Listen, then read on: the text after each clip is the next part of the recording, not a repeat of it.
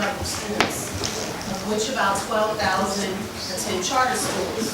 OUSD has recently announced an initiative called the Equity Pledge, which is meant to create a new culture of cooperation between district and charter schools.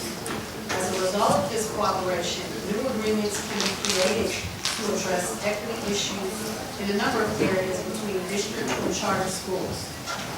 Ultimately, it should strengthen public education across the state. Equity issues do exist across district and charter schools, and that addressing these issues head-on will ensure a higher quality of education for more students. Bo believes that cooperation between district and charter schools is not simply best practice, but is necessary for a healthy Oakland. Everybody will have to and should make compromises on behalf of students.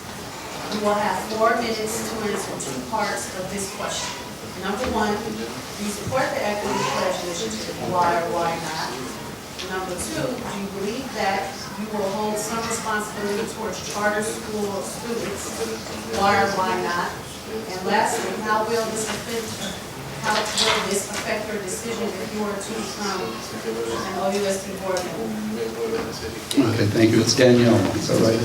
Thank you, Danielle. Well, the initial and the simple questions are yes and yes. I do support the Equity Pledge initiative. As the situation stands, there are inequities within the district between the charter school system and the district school system. The charter schools, of course, I guess I'm preaching to the choir here on this.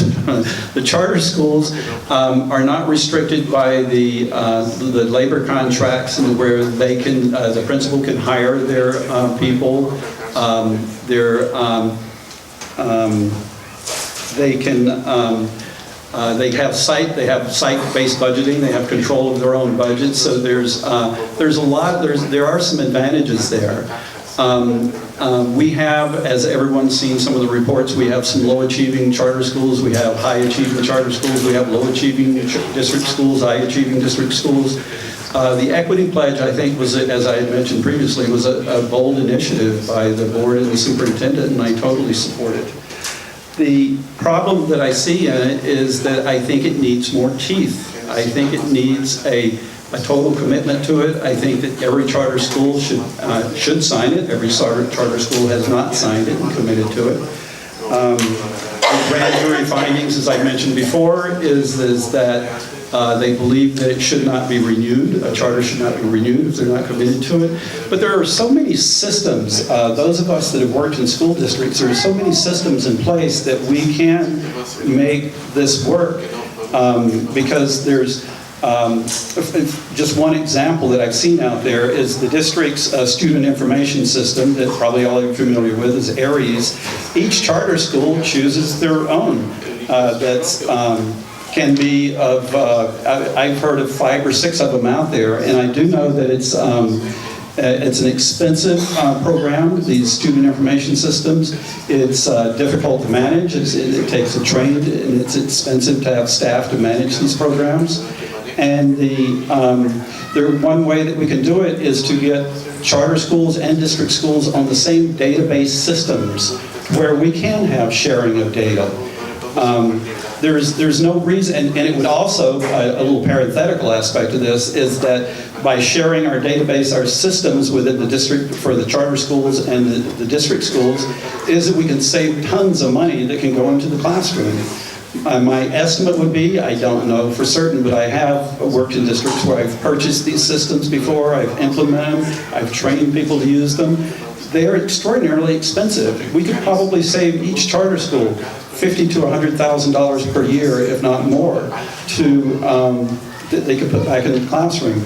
So in the sharing of systems, we have systems analysis. We can make database decision making. We can have instant access to enrollment within each school, whether it's charter or district. We can have immediate access to attendance, to grades.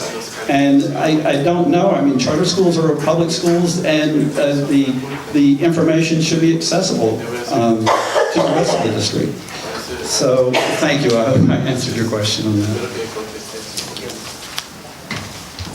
Our next question comes from David Stein. David Stein, I'm a lifelong Oaklander, graduate of Oakland Public Schools. I'm on the Go Advocates Board and the Go Leadership Council. In 1974, I was the student representative of the Board of Education. So whatever's wrong, you can blame me. As a board member, my question, as a board member, one of your most important jobs will be to evaluate the performance of the superintendent. We know they're speaking directly about a superintendent's performance. Well, performance review publicly would be a violation of confidentiality for sitting board members. So without speaking about the current superintendent, what actions will you take as a board member to ensure that the superintendent has a scope of work that is high impact, clear, and achievable? And after you've taken those actions, what information do you need to know in order to understand whether a superintendent is being effective? Thank you, David. During the course of my 25 years in public education, I have had the opportunity of working with approximately a dozen superintendents. And it's a difficult job. I know it very well. If I had to speak very broadly on this, which I am, I think I would separate superintendents into two categories. Based on my personal experience. One category would be the superintendent who comes in with experience under his or her belt, and they go to the conferences, they read the journals, and they come in with big programs and big ideas and big changes within the district. There's another type of superintendent that I've had the privilege of working with that comes in, rolls up his or her sleeves, goes to the schools, goes to the communities, gets involved, talks to the teachers, works with the principals, finds out what the issues are, because the issues in Oakland are unique to Oakland, and they address those issues. And so it's more of a kind of a grassroots-oriented solution to problems that are unique to Oakland schools and Oakland kids and the Oakland community. I would hope that I would be working with a superintendent that would be the latter instead of the former. And finally, to address the latter part of your question, David, is I'm a firm believer in database decision-making. So I would hope that as a board member that the board would be well informed of all pertinent data on how the district is doing, and consequently on how the superintendent is doing and kind of implementing his policies. Of course, there's curriculum, there's finances, there's so much data that we can all look at, but if the school board members are just politically oriented and trying to implement policies that are based on some kind of political ideology or a conspiracy theory, it's not going to be a true evaluation of the superintendent's performance. The school board have always felt the school board has two extraordinarily important jobs, and that is to hire and fire the superintendent.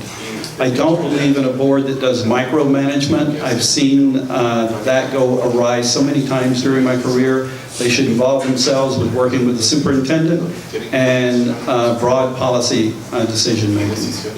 Thank you, David. Thank you. As we conclude our interview, I just want to give you 2 minutes to give a brief closing statement. Well, basically my closing statement would be the answer that I had to number one was what makes me the most qualified for the district. And I had mentioned that I have the educational background, I have the experience, I have the 42 years residency in District 3, but I'm committed to this city. This is a great city that we have here, and the children and the communities deserve nothing more than great schools.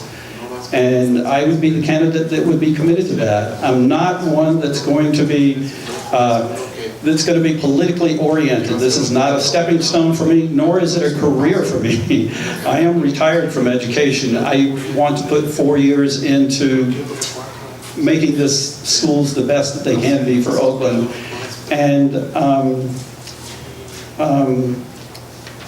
I would just be privileged if I could get the GO endorsement and do what I can to support these schools. Thank you. Thank you.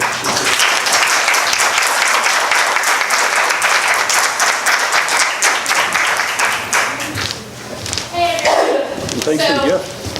We're